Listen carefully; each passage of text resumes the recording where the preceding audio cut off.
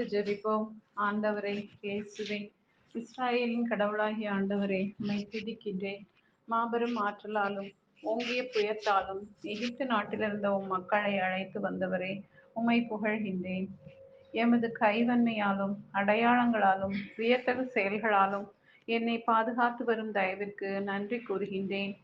என் தூயகம் அவர்கள் நடுவே என்றென்றும் நிலைத்திருக்கையில், இஸ்ரேலை தூய்மைப்படுத்தும் ஆண்டவராகிய கடவுள் நானே என வேற்றினத்தார் அறிந்து கொள்வர் என்று இன்றைய இறைவார்த்தையில் வாசிக்கின்றேன். ஏசையா, என் உடல் ஆன்மா உமது தூய ஆவியின் ஆலயமாக இந்த நாளில் மாற்றும். நீர் என்னில் வாசம் செய்யும். உமது வல்லமை என்னில் வெளிப்படச் செய்யும். உமது ஆசீர்வாதங்களை என் கண்கள் காணச் செய்யும். ஆண்டவரே இயேசுவே, நான் அவர்களுக்கு கடவுளாய் இருப்பேன், அவர்கள் எனக்கு மக்களாய் இருப்பர் என்று நீர் முன்னறிவித்தவை என் வாழ்வில் நிகழ கிருபை தாரும். இந்த நாளில் என்னை உமது வார்த்தைக்குள்ளாக நடத்தும்.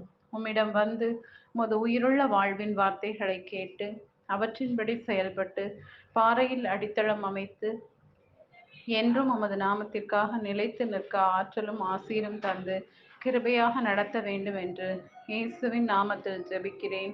ஆமென்.